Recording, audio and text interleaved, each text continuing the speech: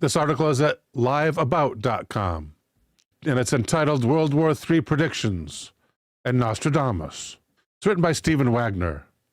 Stephen begins, Nostradamus is not known for his cheery prophecies. Most interpreters of the 16th century physician, astrologer, and prophet says he accurately predicted 2 world wars, the rise of 2 antichrists, Napoleon and Hitler, and even the assassination of JFK. While skeptics are quick to point out that Nostradamus's quatrains, the 4-line verses in which he wrote his prophecies, are so cryptic that they can be interpreted in any number of ways, scholars who have meticulously studied his work conclude that Nostradamus had been uncanny in his predictions of some of the most dramatic events of the 20th century and previous centuries. But what of the 21st? What does Nostradamus, if anything, have to say about the events of the current century? Many fear that his prophecies point to the event that most of the world has been dreading since the end of the Second World War and the introduction of nuclear weapons, to wit, World War III. Some say it's right around the corner, with the events of September 11 still haunting our psyche and continuing tensions in the Middle East. A new war with global involvement is not hard to imagine. Decades ago, author David S. Montaigne predicted the next World War would start in 2002 in his unambiguously titled book, Nostradamus, World War III, 2002. Although Nostradamus never specifically names the year in which World War III would begin, Montaigne cites this quatrain. From brick to marble, the walls will be converted. 57 peaceful years. Joy to mankind. The aqueduct renewed. Health, abundant fruits, joy and honey-making times. Although it can be debated that the 57 years previous to 2002 were peaceful and a joy to mankind, Montaigne interpreted this quatrain as meaning progress for 57 years between World War II and World War III. And since the Second World War ended in 1945, 57 years brought us to 2002. Who would start the war and how?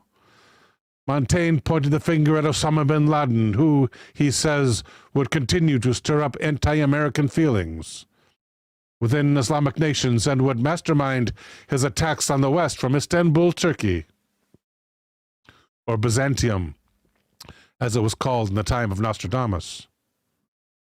So here's another quatrain. Of beyond the Black Sea and of the great Tartary, Russia, a king comes who will see Gaul piercing across Alania and Armenia, and within Byzantium he will leave his bloody rod. Was Montaigne wrong? Some would argue that the September 11 attacks and our subsequent war on terrorism could represent the opening battles in a conflict that could eventually escalate to the Third World War. From there, things get worse, of course. Montaigne suggests that Muslim armies will see their first big victory over Spain. Soon after, Rome will be destroyed with nuclear weapons, forcing the Pope to relocate. Another quatrain. For 7 days the great star will burn. The cloud shall make 2 suns to appear. The big mastiff will howl all night when the great pontiff changes country. Montaigne interprets Nostradamus to say that even Israel will be defeated in this war, led by bin Laden and later Saddam Hussein, both of whom he says are the Antichrist. Obviously, he was wrong by naming those 2 leaders, since they're now both dead. But what of their followers and successors? The war goes in favor of the Eastern forces, Muslims, China, and Poland, for a while until the Western Allies are joined by Russia and are finally victorious around the year 2012. And here's another quatrain.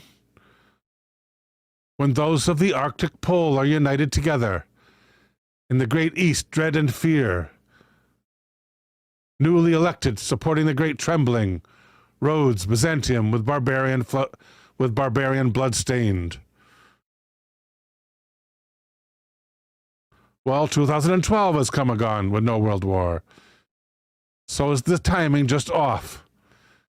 And will it all work out in the end? If these interpretations of Nostradamus are to be believed, it's going to be a lot of death and suffering, much of it caused by the use of nuclear weapons by both sides in the fight. And Montaigne is not alone in his reading of Nostradamus.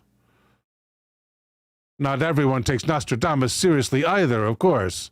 James Rendy, for instance, doesn't think Nostradamus's predictions are worth the scrying mirror in which he saw them.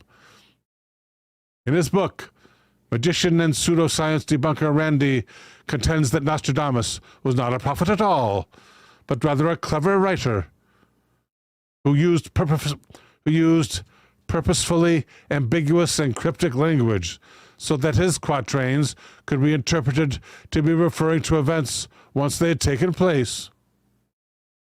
And more often than not, Nostradamus's prophecies are sought after a tragic event to see if any of his quatrains fit. The events of September 11th are a prime example.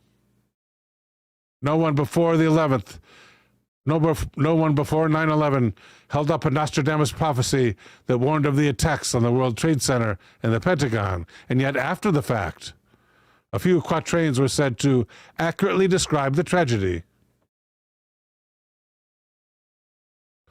However, those who say Nostradamus has predicted World War III, possibly in the near future, are giving us the word ahead of time. If they are wrong, time will tell, and we'll be grateful.